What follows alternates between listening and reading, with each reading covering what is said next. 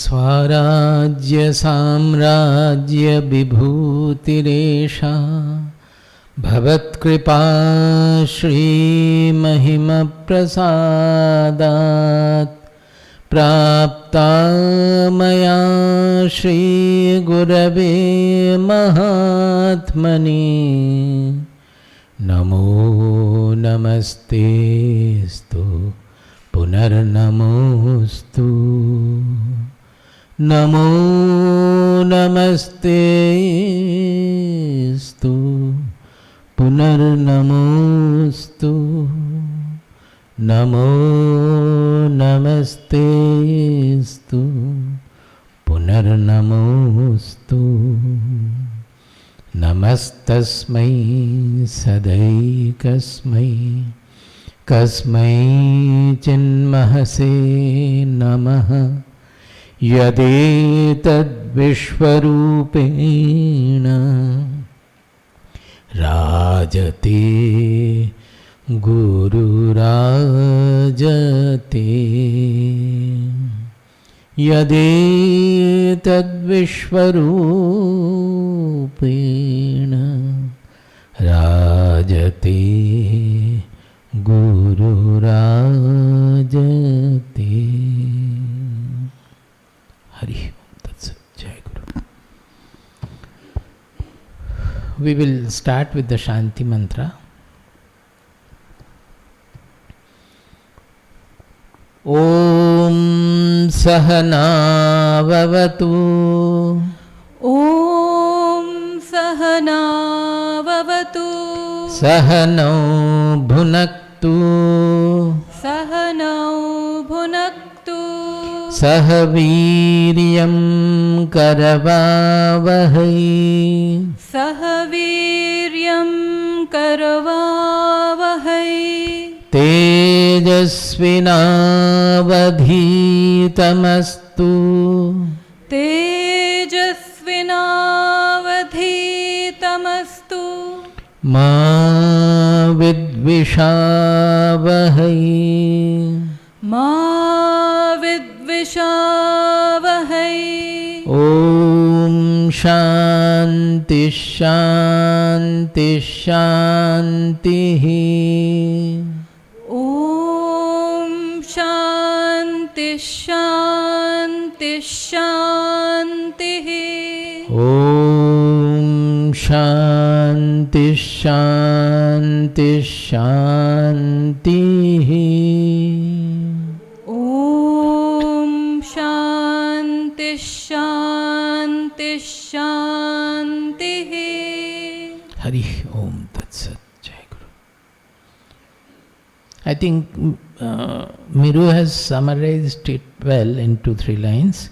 Only one more important point, summary point I would like to add is that in our journey, in our pilgrimage towards the discovery of our real identity, the other 2 points which are very important is, on one hand, we are repeatedly trying to grasp the truth of how the one becomes many, appears as many. It is not so much because of the one, but because of us that it appears to be many. That is one point.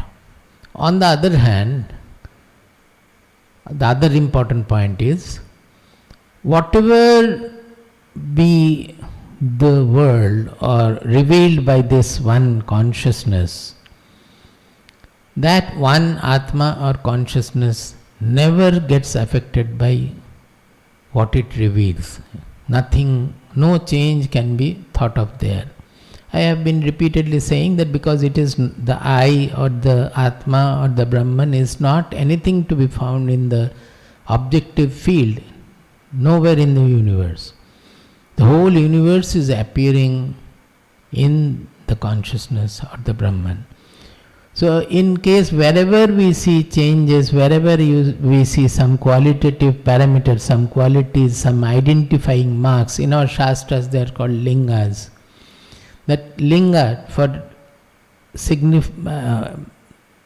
for identifying some quality or parameter. If it is there, it becomes an object, we are seeing that parameter. Suppose I say that Brahman is very good. Now good is something which we are knowing as an object. It may not be a gross object, but it's a subtle concept of goodness that we are thinking of. If we say that Brahman is infinite, large, naturally again we are thinking in terms of, say, the space is infinite. So it is a quality, a property of an object.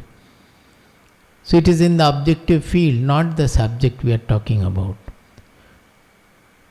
So these are also two very important points to remember in our journey, that on one hand we have to understand how the one appears as many and where we are deluded. The second point is that whatever may be the changes or appearance in the world, in ourselves, in our mind, in our intelligence, the Atma never gets affected or changed by anything. There cannot be any change in the Atma at all. And it is only in the Atma that we cannot conceive of any change. So these 2 points we should remember. Now we were in 2.2.9 and 10. These two we had started, we had just chanted and started. I think we explained the meaning also. Agnir yathaiko bhuvanam pravishto rupam pratirupo babhuva ekastatha sarvabhutantaratma rupam pratirupo bahischa agnir yathaiko bhuvanam pravishto rupam pratirupo babhuva ekastatha sarvabhutantaratma rupam pratirupo bahischa vayur yathaiko bhuvanam pravishto rupam pratirupo babhuva ekastatha sarvabhutantaratma rupam pratirupo bahischa.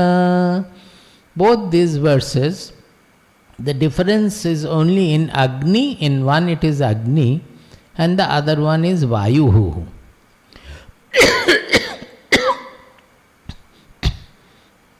Now Agni means fire, but in deeper sense, in its expanded sense, we should remember Agni means energy. In the modern language it means Shakti, energy.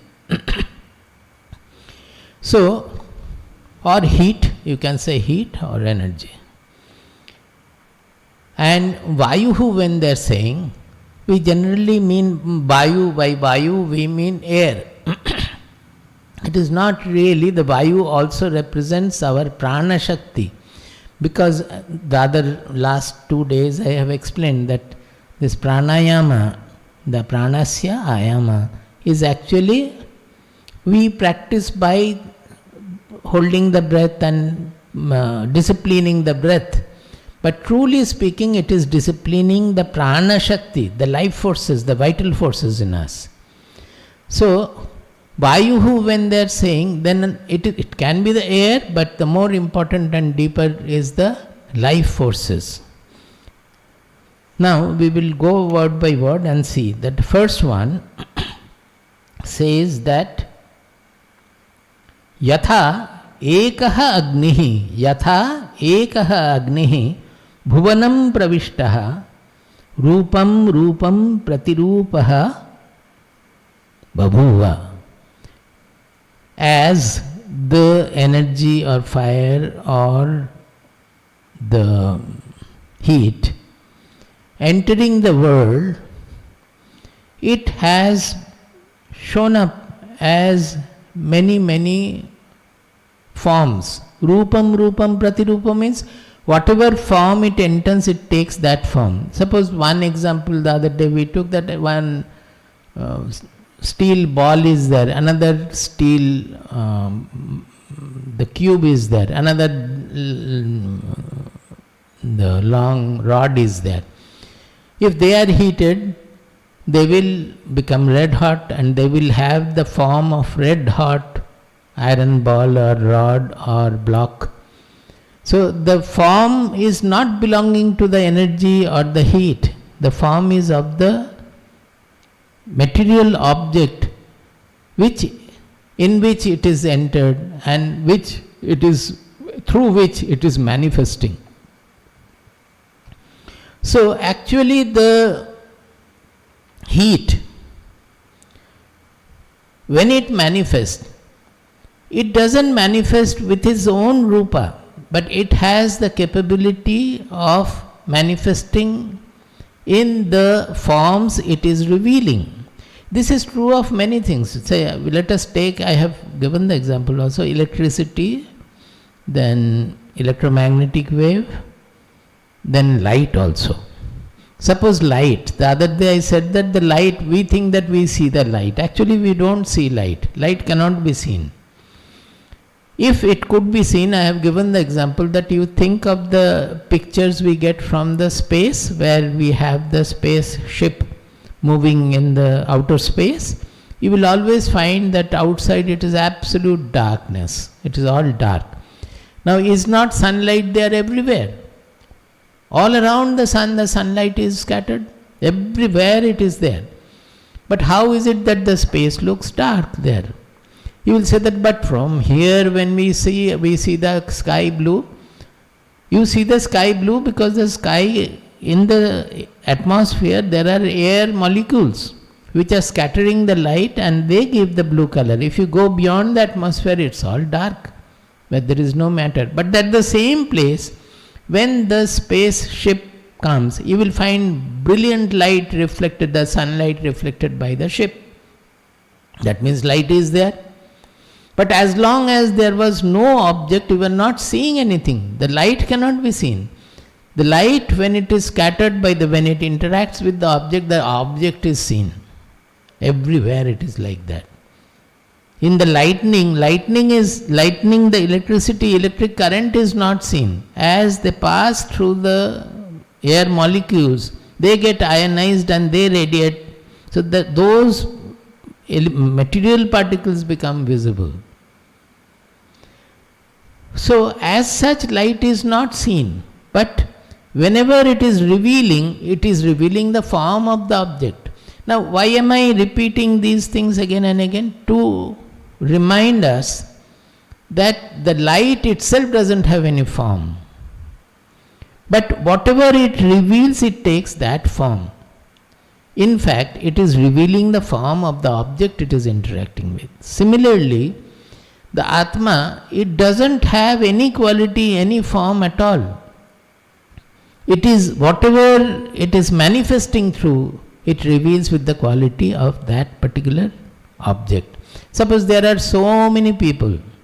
Everybody thinks that I have Atma, and we have a general feeling that the Atma is different in the body of Rama, in the body of Krishna, in the body of a criminal, in the body of a saint. The Atma is everywhere different. That's the general feeling we have. Then when an Atma, somebody, we say that he has got liberated. Now, if the Atma is one, the question can be that if that Atma is liberated, then why, if the Atma is one, all the Atmas should be liberated? So why should everybody has to do the sadhana and get liberated? All of you would have been very happy, I think, if that had happened in nature, that by Swamiji getting liberated, all the listeners will get liberated. Nobody need to do any sadhana. But that doesn't happen. Why? Because liberation has nothing to do with Atma. Atma is always liberated. Atma doesn't have any bondage at all. It is our mind, intelligence, our being is coating the bondage. The bondage is in the mind, not in the Atma. The mind thinks that I am bound. The mind thinks that whatever I want to do, I am not able to do. The mind suffers from dukkha and sukha. Suffers from dukkha and is delighted in sukha. It doesn't want, it wants only sukha. But they are by nature, one after another will come. That we don't like, so we feel bondage. We always want to have to be in sukha. So it is all the bondage is created by our mind because of the ignorance of the intelligence. Mind, intelligence, senses, everybody is involved there. Basically the mind and the intelligence. Because of the ignorance of the intelligence that it is not able to realize the truth, the mind is suffering the bondage. If the ignorance from the intelligence is removed, how will you remove the ignorance? By installing knowledge. The jnana can remove the ajnana. So the whole jnana pursuit is to remove the ajnana. When jnana removes ajnana, whatever is natural, whatever is there, that becomes visible to us, not with the eyes, but conceivable to us, perceivable to us through our intelligence. That means the truth. What happens when the jnana has removed the ajnana? I feel that I am liberated. I am absolutely free. Nobody is binding me at all. Whatever comes, I do. Whatever goes away, I leave. Anything coming is okay. Anything going away is also okay. We never miss the Lord anymore. We never miss our Atma anymore. Because without Atma, nothing can be revealed at all. So all other things can be missing sometimes and present sometimes, but Atma can never be missed. All these things become absolutely clear to the intelligence. So we realize that we were never bound, truly speaking. It is our ajnana, it is our ignorance. Because of that, we were thinking we are bound. Actually, we are not bound. Atma can never get bound at all. So it is not a question of the Atma getting liberated in one person and not getting liberated in the other person. This kind of questions and thoughts are coming because of our delusion, that we are thinking the Atma is segregated by each body. This problem has to be resolved. So I had told earlier also, when you have to, in the world objects, how do you distinguish? By certain parameters, you will say that the tablecloth is gerwa or orange, the clock is white, the book is red. It is by the color you are distinguishing it. Or you will say this is solid, the water is liquid. These are all qualities of the solid book and the liquid water. In case of human being, you will say that, oh, she is very jealous and he is very egoistic, or another person is very liberal. These are all what? They are characteral qualities. Another person is very angry, they are mental qualities. Maybe we will say that Subodh is very intelligent, whereas his sister is absolutely dull. Something like that we will say. So they are the qualities of the intelligence. So to distinguish everything in the objective universe, we are using qualities. Some are gross qualities, some are subtle qualities, some are extremely subtle qualities. By that we are distinguishing the people. Now, if we say that the Atma in each is different, then how do we qualify that Atma? Suppose A, B, C, three persons are there. How do we define that this is A's Atma, it is B's Atma, it is C's Atma? You have to say that A's Atma is like this. A's Atma is purer. B's Atma is still very impure.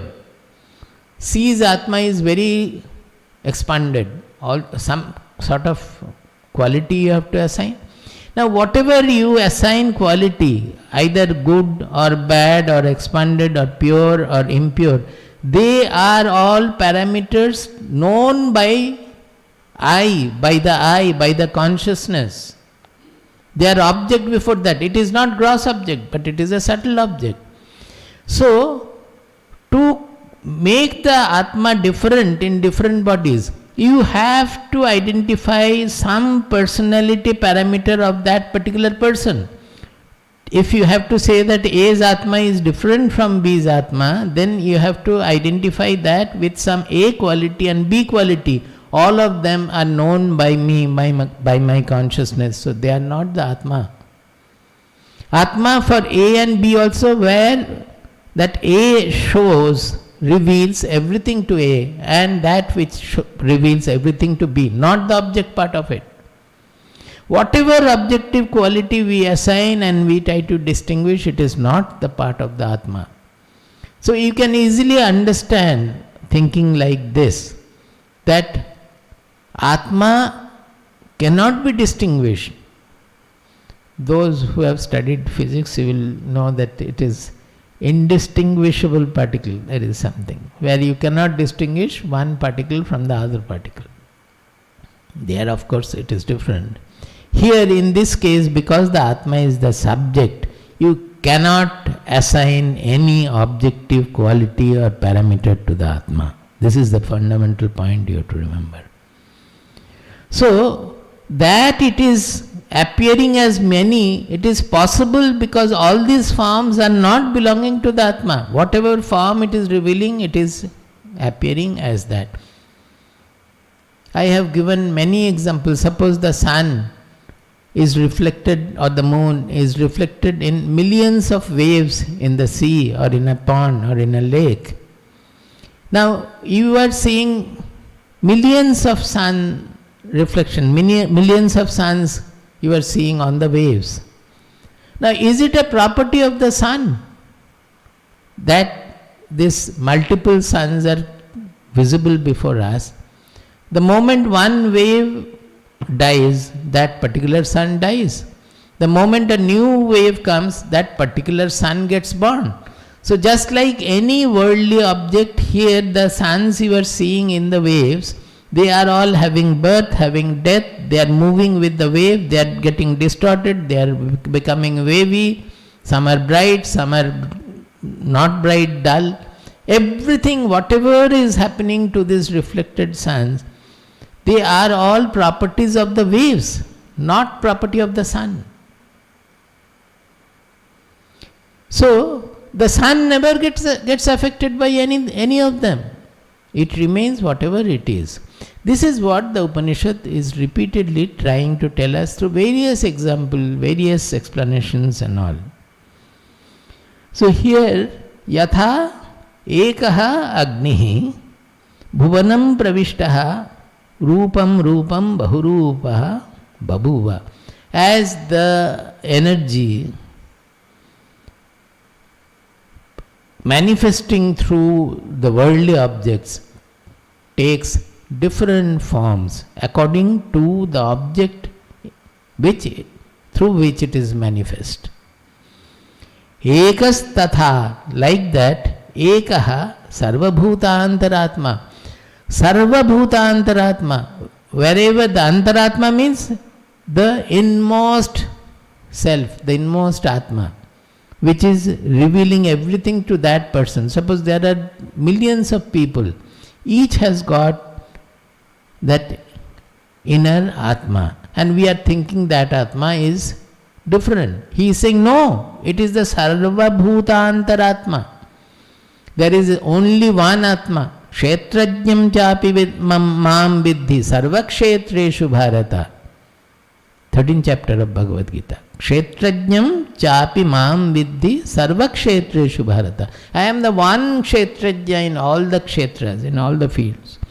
Like that, ekas tatha sarvabhuta antaratma. All the antaratmas, everybody is feeling my inmost sense, my inmost soul, people are saying and all. It is all while referring, they are not aware that they are referring as the Atma is manifest through their mind and intelligence, they are referring to that, which is called the Chidabhasa, not the Chit. The Atma is called the Chit, consciousness, which cannot be segregated, differentiated, fragmented, which is the only Nitya, that means it is beyond time, beyond space, beyond form, everything. But because we cannot think of it, we cannot conceive of it without associating any the objective parameters, it becomes so difficult to realize. This we must understand. And why we are not able to define it without objective quality or objective parameter? It is very simple. Because of the same again, the vasana. And vasana means ego also. That we have so much of ego, so much of preference and prejudice, that whenever we are thinking of I, our identity, we cannot think of it without any associated parameters, which we like to be associated with me. So until the mind becomes absolutely free like space, where it doesn't have that I want to be like this, I want to do this, I want to have this, these things as long as do not go, these vasanas, these egoistic tendencies, they will not allow you to know yourself, your real self. Actually you are that. Everybody is that, but we are not able to know what we are.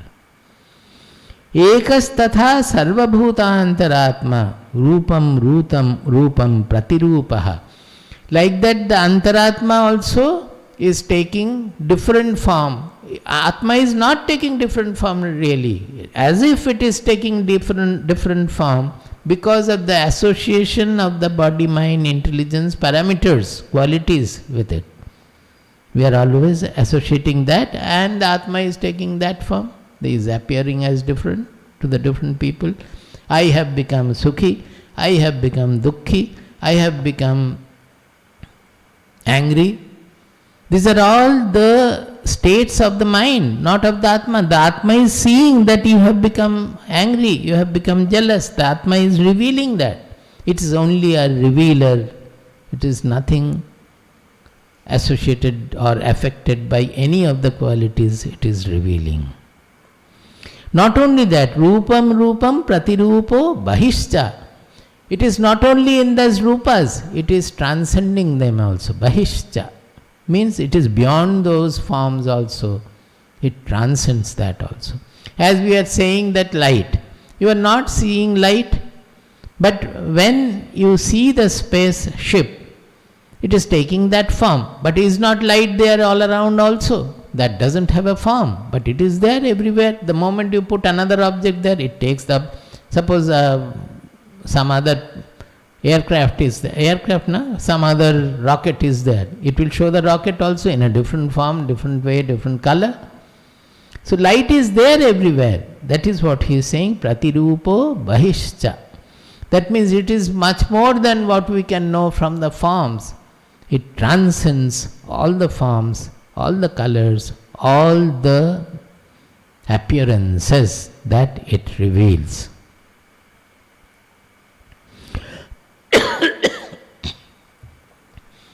The electricity example is also very good. I said that it is appearing as light, appearing as fan, it's moving the fan, it's appearing as the sound. But electricity nobody has seen. It's the same electricity everywhere. As long as you don't switch on anything, it is not manifest. Even if the mic goes bad, there won't be any sound. If the fan goes bad, the electricity expression will not be there. Like that, when the body becomes defective, one circuit breaks in the brain and the body falls dead. That antaratma will no more be expressing through that body. Nothing has happened to it, to the Atma. Whatever has happened, it has happened to the body. Similarly, the next mantra also, Vayur yathaiko bhuvanam pravishto. Now, what is the meaning of the prana entering the world? It is simply, as we have just explained the words, we can think of, or we can think of that in the causal level of the evolution of the earth, Suppose initially it was all gaseous, then it got changed into maybe liquid, then maybe solid, then the formation of the earth crust, all these things happened. Then slowly the molecules which are available on the earth, they started joining together, becoming more complicated and bigger, and all that things were happening. Now, how all these modifications are taking place? As if some force, some knowledge somewhere, actually this knowledge is the ultimate power. It is manifesting or trying to manifest through that. It is not only that when the living being expressed life, the life came. Before that the life was not manifest. The life, as if the life is trying to manifest through the object. So it is creating the higher and higher development of the molecules. Finally, one day, maybe we can say perhaps the amoeba, which is unicellular. So there the vibration of the life, that is spandana, we say, the breathing started. The breathing of it started breathing. Now, farther as it goes, that intention, that aspiration is a better word. That aspiration must have been there to evolve into further life forms. So from the unicellular to the multicellular to some small, some life expressions better, then comes the plant life, where they cannot move. You don't have any localized organs there, perhaps in at least most of the cases of the plants. It is a distributed life. If you cut one branch and plant it, that starts growing. It need not be always from the seed. Although basically it is growing from the seed after the fruits, but plant life has the distributed life property, it can grow. But the fact is that it doesn't have a localized nervous system or central nervous system or the central organs of heart, lung, like that. It has not evolved to that extent. You cannot say that the plant doesn't have feeling. It definitely has feeling, but they are not centralized like having the mind and that is having the feeling. This you can see, you can feel the plants, they respond to your love. They respond to various other things. Beautiful songs, if you sing, the plants will give much more fruit. So it is also a sort of all kinds of living responses you will find there.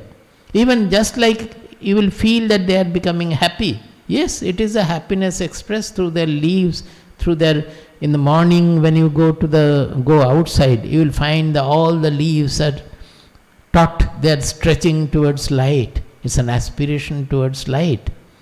In the evening when you go, you will find that all the leaves they are collapsing, they are coming down. The whole life forces is coming back, withdrawn within, and it is going to sleep. So these are all like a living being, like us, but they may not have the central the localized organs and all.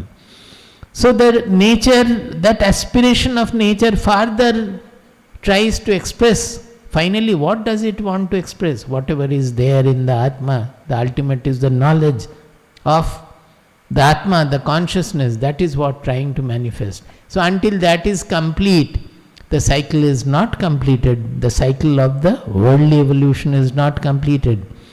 So in the process it has animals which have localized organs and all, who has a mind, they can speak perhaps their own language, but at the same time we can assume that they may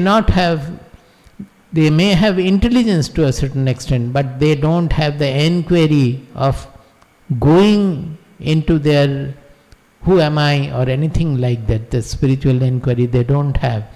Not only that,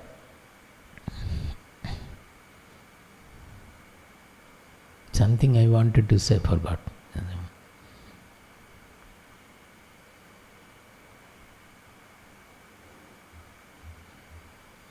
They don't change They don't want to change anything. Suppose the earth has been there for millions of years before the human being came to live on earth. Not only that, we human beings, we started discovering our science, we discovered various industries and all. Within the last 200 years, we have completely spoiled the earth because of our intelligence and foolishness also, you can say. But it is the intelligence which has done it. So whereas you find that the animal world, there is no change. A tiger remains the same tiger throughout from birth to death. A frog remains a frog, birth to death. Except their bodily growth and procreation and all, there is no other change either in their life or they cause in the surrounding life. Whereas human beings, they can change, become better or become worse. A good person can become a criminal can become a saint. All these are given to the human consciousness. And finally, they can look into they can inquire, they can analyze, and they can look into the truth of their own identity also. So it is, you can think of it as the aspiration which had started from, as Mundaka Upanishad says, Yas sarvajnaha sarvavid yasya jnanamayam tapaha tapasa chiyate brahma tato annam abhijayate. It is as if the Brahman, the truth, it just underwent a change, an expansion through austerity, tapas. Tapas means austerity. Now, what kind of tapas the consciousness will do? It did not have hand, it did not have leg. No austerity is possible in that. It is the jnana tapas. What is the jnana tapas?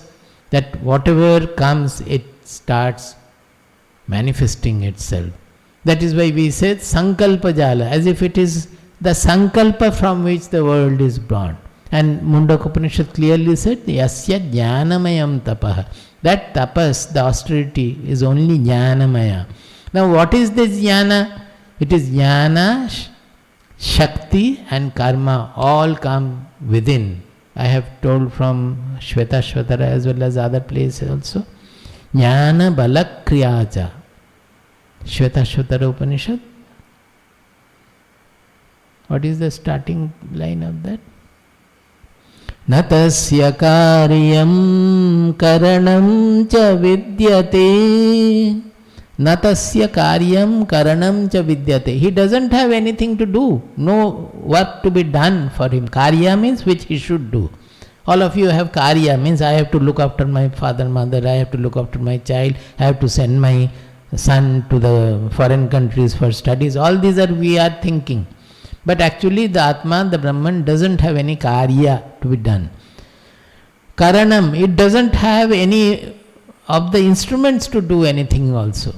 Hands, legs, nothing.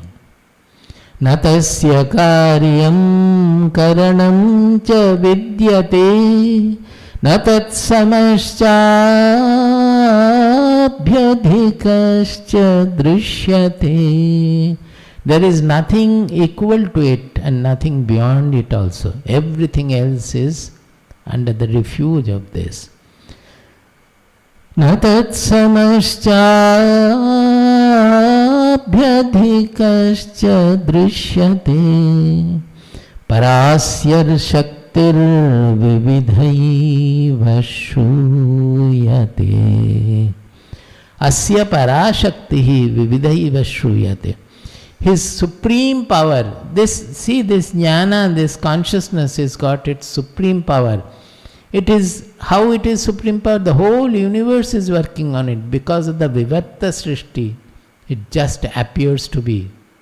As in dream, we think and the palace appears to be. We don't have to work for the palace. We think and we start flying in the aircraft. We don't have to make the aircraft. It is right there present in our dream. How it is happening? It's a production in the consciousness. Like that, the whole universe, it just appears in the consciousness. So, asya parashaktir vividhaiva shruyate. because of its energy, play of energy all over the world, it is heard, we hear about it, as so many glories we hear about the Lord. Parasyar Shaktir Vividhaiva Shuyate Swabhaviki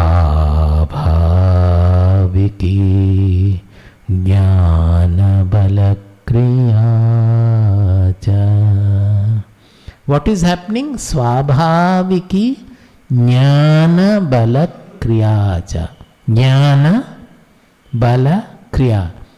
Knowledge, power, and Shakti, and Kriya, the work, the actions all over. Without action there cannot be any world at all. But mind you, it is Swabhaviki. Swabhaviki means Sahaja. There is no ego there. There is no preference, prejudice or ragadvesha there. The moment we are able to be freed of the ragadvesha, freed of the ego, then our life will become Swabhaviki, Sahaja. It is called Sahaja also. This is a great point to be kept in mind always. We have to try to become Sahaja, Swabhaviki. When the mind is free of ego, Kartritva, and Ragadvesha, Bhoktritva, when we become freed of Kartritva and Bhoktritva, then we become Swabhaviki, Sahaja, like the Supreme Lord. He is also Swabhaviki Jnana Bala Kriya. That is why this Kriya is not called karma. Generally in our Shastras, karma is defined by which is desireful, desire motivated activity is called karma. Because every karma, I want to stand, so I am standing. There is a motivation behind that. I want to pass the exam, that is why I study. It is desire motivated. But when in nature, as you find the plants are growing, the flowers are blossoming, the fruits are falling from the trees, again more trees are growing. In the whole nature, the earth is going around the sun, the moon is going around the earth. There is no desire anywhere at all.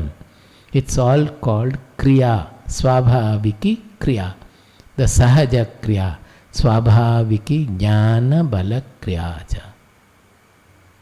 So this is what happens. This I just from this Vayuru Yathaiko Bhuvanam Pravishto, that how the Vayu is entering the Bhuvana. The meaning, if you take the Vayu as the life forces, the whole evolution of the world, what we are seeing, it is happening like that through an aspiration from life forces to the Chit, the consciousness manifest through all the creation, and getting back to the consciousness where it started, it completes the cycle. Rupam Rupam Pratirupo Bahuva. It also is, this life forces are expressing as a fish, as an animal, as a human being. In human being also everywhere it is different.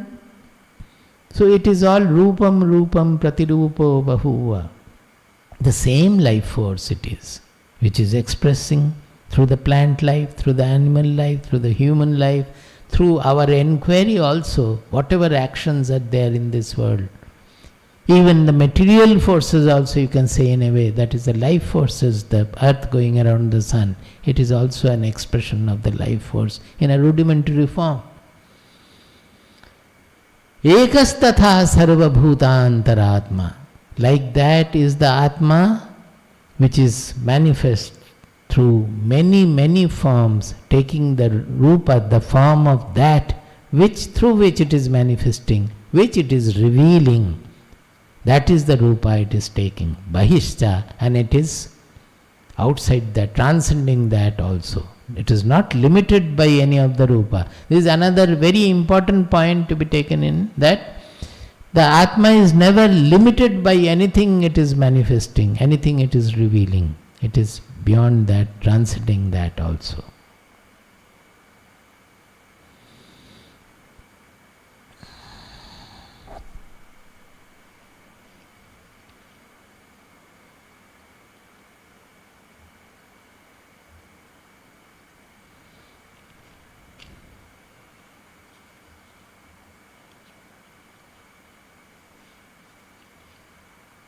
See, in Bhagavad Gita 13.23, you will find Upadrashtanumantacha bharta bhokta maheshwara.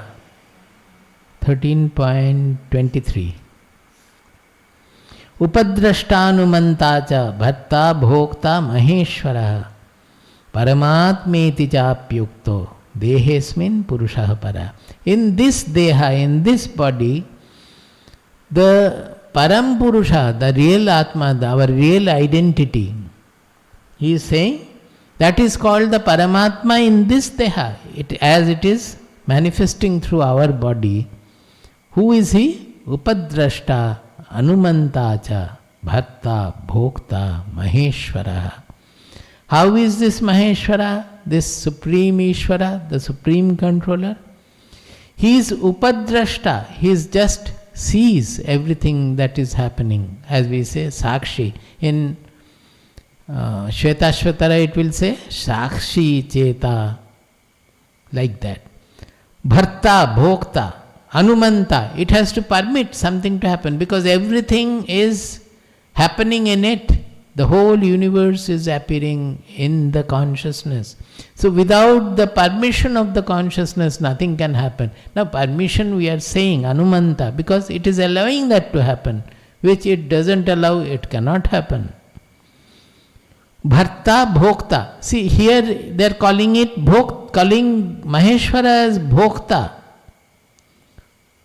He is doing bhoga, but this is not our bhoga. Suppose our bhoga is, it is always under the slavery of three gunas. It is always under the slavery of raga, dvesha and dvandva moha. From Bhagavad Gita again. Raga, dvesha, dvandva mohena bharata. Raga, dvesha and dvandva moha. Whereas the Maheshwara's bhoga, it is freed of raga, dvesha, freed of dvandva moha. Then what kind of bhoga is? It's a free delight, ananda. Because the whole creation has come out of ananda. What did Taittiriya say? I have quoted so many times. Anandadhyeva khalvimani bhutani jayante anandena jatani jivanti anandam prayanti avisham vishanti. Anandam prayanti avisham vishanti. Prayanti.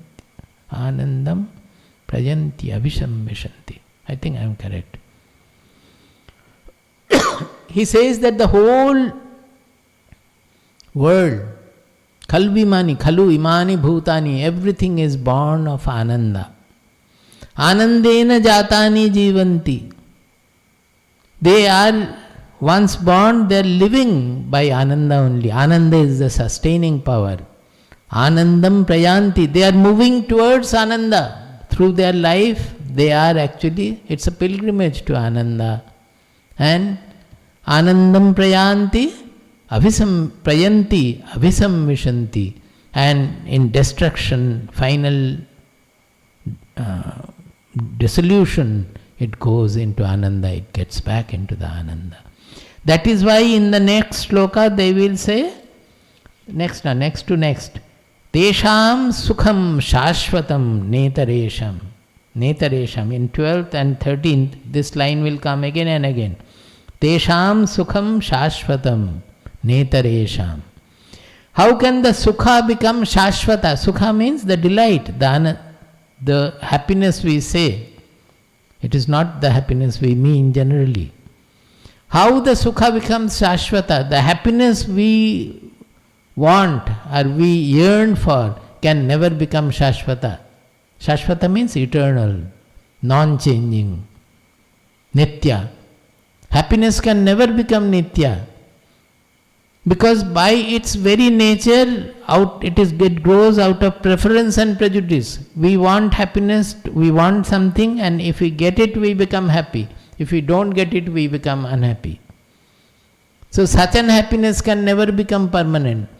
So what happiness can become shashvata, permanent, which is beyond raga dvesha, beyond dvandva moha? That is the source That is the Swarupa. It is called Swarupananda. What is that? Our real identity, when we realize it has got its own Ananda with it. It is not like the usual fragmented Ananda of the world. Fragmented Ananda of the world, they are little sparks of that Ananda getting distorted in the process. The sparks are coming out, dying very soon. But our Swarupa, our real identity is always, it is radiating Ananda. Its nature is Ananda, Satchidananda we say because of that. So because a person is knowing the real identity, the Ananda also becomes Shashvata. The real identity is immortal, unchanging, eternal. So the corresponding Swarupananda or the Ananda or the Satchidananda as we say, that is also unchanging, eternal. Such an Ananda can only become eternal.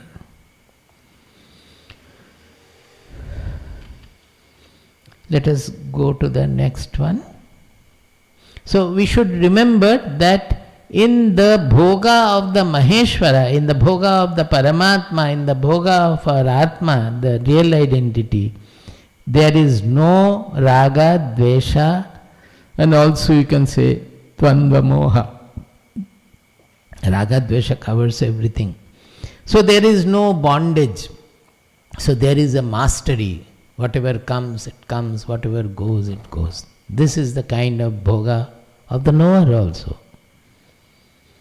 In Sanskrit we call it, we are gunadhina, that is gunasya adhina, that means we are slave to the gunas.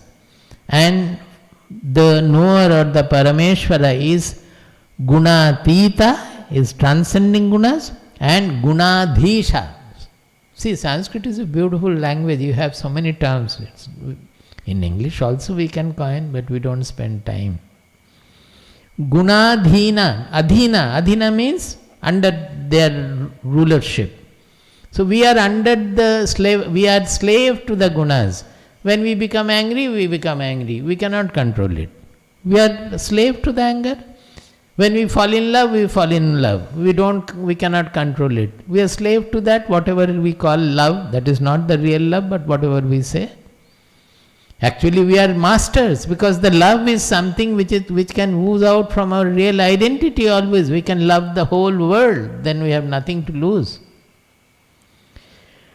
Whereas the Maheshwara, or the Atma, or the knower also is Gunadhisha. Adhisha means king, means the master of all the gunas.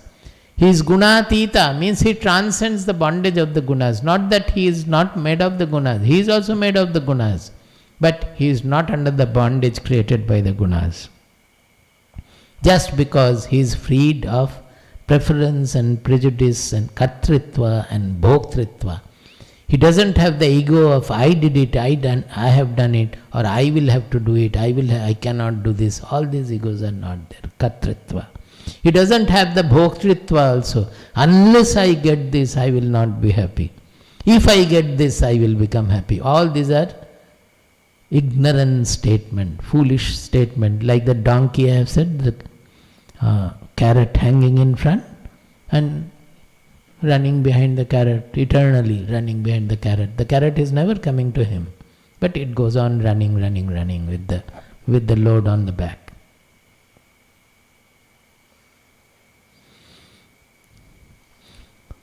Next, 11th mantra, 2.2.11.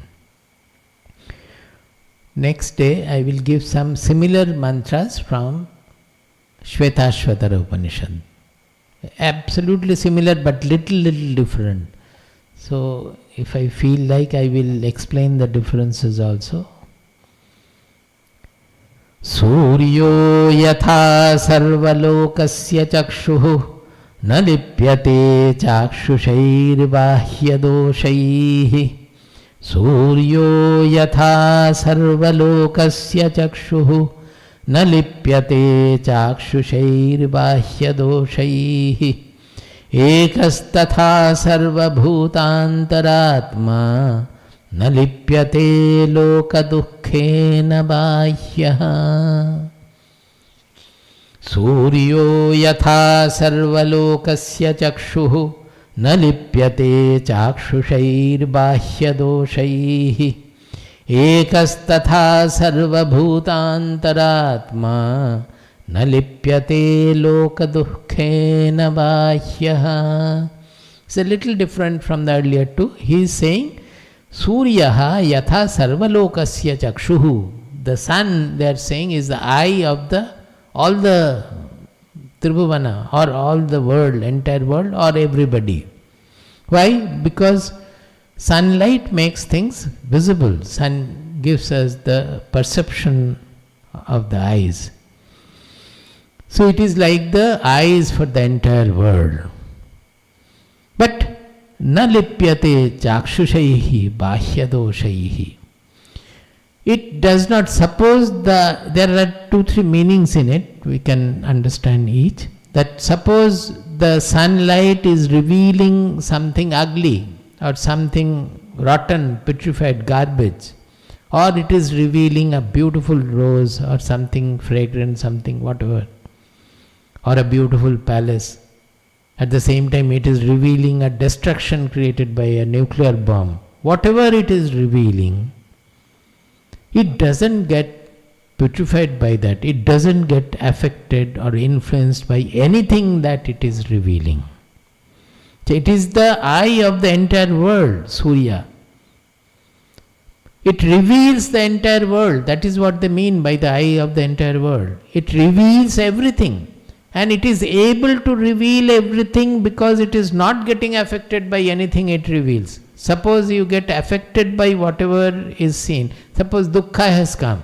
You are getting affected by dukkha, so you are not able to do any other thing. You are completely submerged by dukkha. Even if it is sukha, you get so much affected by sukha that many of the responsibilities you forget. And you start dancing. So only because the sunlight is not getting affected by anything, it is able to reveal everything. Like that, the Atma, it is sarva bhutantaratma. So whether it is a poor person or a multi-billionaire or a criminal or a saint of the greatest order, it can reveal everything in the same manner, unpreferentially, unprejudicially, impartially. It doesn't get affected by anything at all. Na lipyate chakshushair vahya doshaihi. Suppose we can also say that something, you have seen something wrong, and that creates, what you have seen, that creates some papa bodha, sinfulness in you. That also will not affect the Atma. That will not affect the Surya also. It has revealed the scenery, it has revealed whatever has happened. It doesn't get affected by what it has revealed. Ekastatha sarva bhutantaratma na lipyate loka dukkhena. It doesn't have lepana, means affectation by loka dukkha, by the suffering of people. So much of suffering it has, because it is the antaratma of everybody, everywhere. So the worst possible kind of suffering is his suffering. The greatest happiness possible is also his happiness. How can he take to all these things? Because of its impartial, impersonal dimension. All these things he can take because he is not getting colored or affected.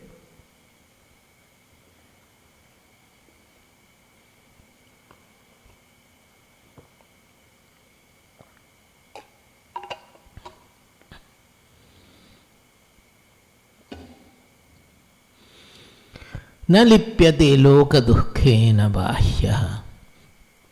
In our young days, we have gone to Rishikesh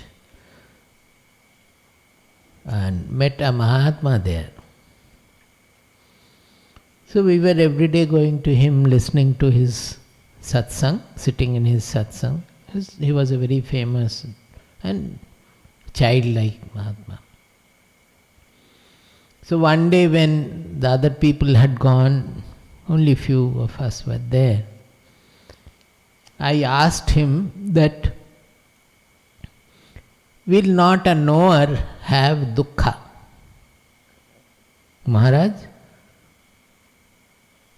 a knower, will he not have dukkha?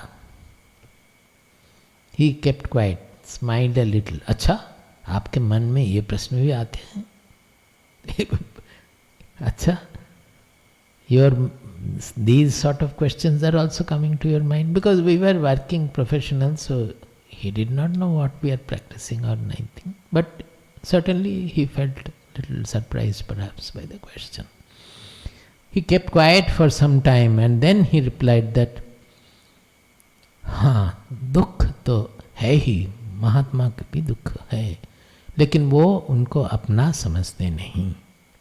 लेकिन वो दुख को अपना समझते नहीं. Whether it is dukha or sukha, both are same. That even a knower will have dukkha and sukha, but he doesn't consider it his own. That means his identity is, he sees that it is his mind. And the moment he is isolated from that, he can bear much more of dukkha. He can become a mahakatta, mahabhogi, as Yoga Vasishta says, because of his lack of sangha with whatever is happening.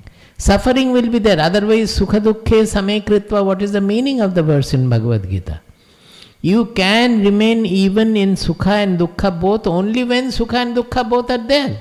If they are not there, then where is the question of remaining equal? You become a stone.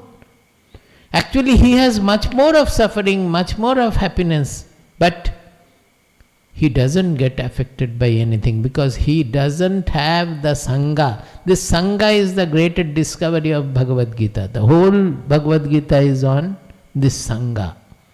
If we can get disidentified from the world and do anything that has to be done, then we will be eternally shashvata sukhi, ananda.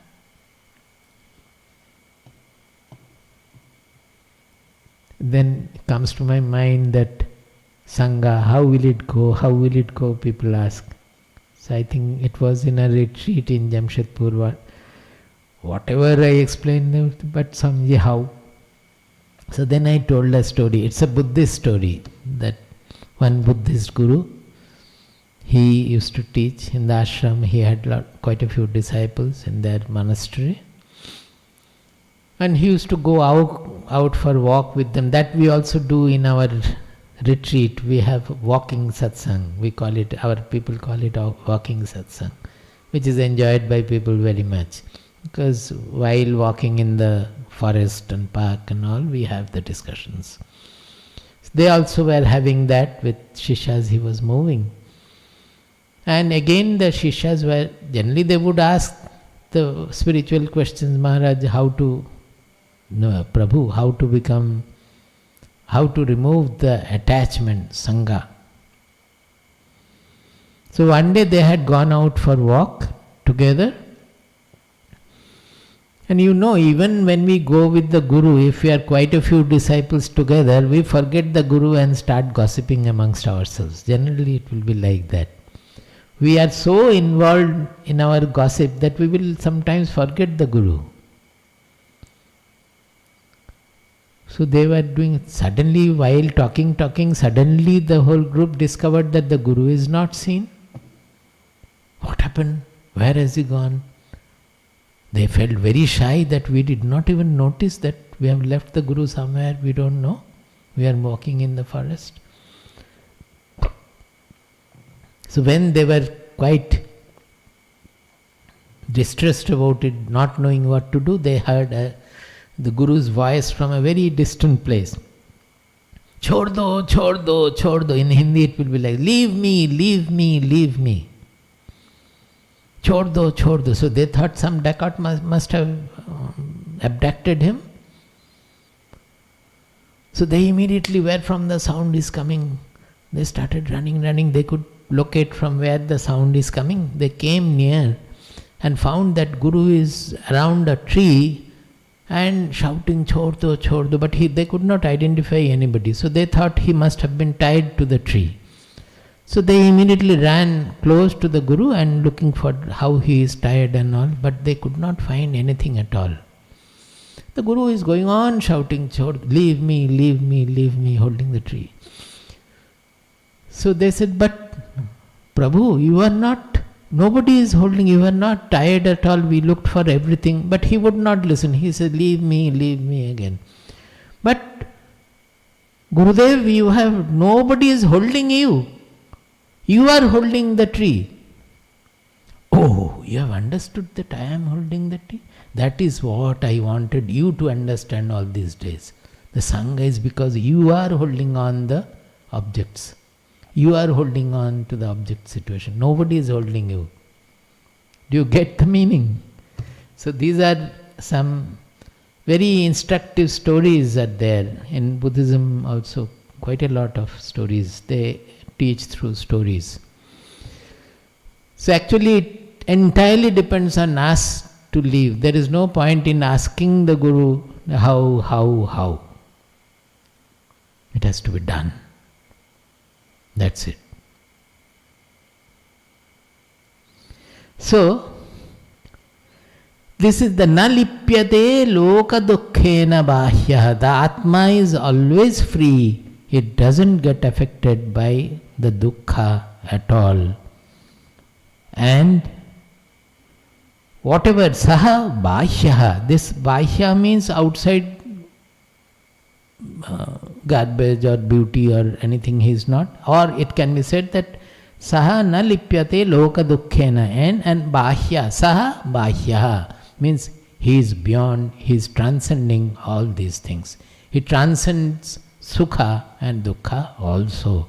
Because of its transcendental nature, he can become Mahakarta, Mahabhogi, Mahakarta, Mahabhokta. He can become a great sufferer, great enjoyer, and great performer. That is Yoga Vasishta expression. It is like the screen of a cinema or the light of the projector. You see how many things are projected there. People get so afraid sometimes, or so sorrowful, they start shedding tears profusely and on seeing whatever is shown on the screen. But the screen, does it get affected by all this? Whatever has, without the screen nothing will be possible to be shown. That screen is the substratum of everything happening, everything being shown in the film. But the screen doesn't get affected by that.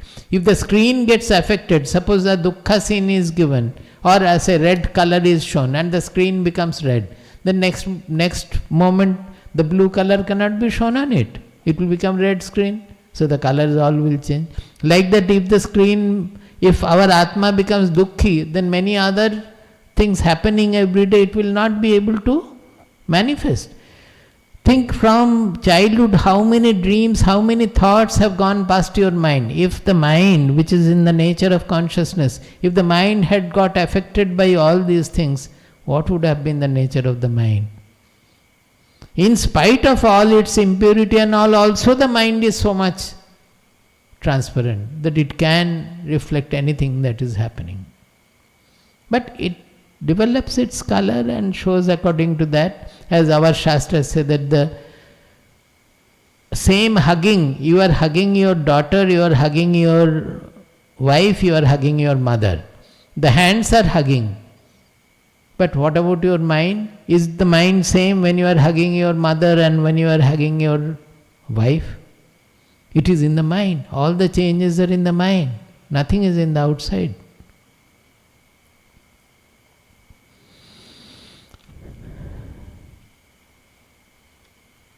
Now let us come to the next. Oh, it's already time. Okay. So next day I will take the next two. I will just read out these two. And next day I will take some parallel verses from Shvetashvatara also. Eko vashi sarva bhutantaratma. Oh, nobody is there to chant today, no? Eko vashi sarva bhutantaratma ekam rupam bahudha yah karoti tamatmastham yenu pashyanti dhiraha tesham sukham shashvatam netaresham nityo nityanam cetanaschcetananam eko bahunam yo vidadhati kaman tamatmastham yenu pashyanti dhiraha tesham shanti shashvati netaresham. He said that his sukha is eternal, not of anybody else. His shanti is eternal, not of anybody else. Whose? Like this, who realizes his identity. Each word has to be explained. Tam atmastham, extremely important. Ye anupashyanti dhiraha, dhiraha anupashyanti. What is this anupashyanti? What is this atmastham? Shashvatam I have already explained. And whenever some line is important, it is repeated. As you see in 12th and 13th, this last line is repeated. So we have to learn it well. Okay. Om Sahana Vavatu. Om Sahana Vavatu. Sahanau Bhunaktu. Sahanau Bhunaktu. Sahaviryam Karavavahai. Sahaviryam Karavavahai. Tejasvinavadhitamastu. Tejasvinavadhitamastu. Ma vidvishavahai. Ma vidvishavahai. Om Shanti Shanti Shanti. Om Shanti Shanti Shanti. Om Shanti Shanti Shanti. Om Shanti Shanti Shanti.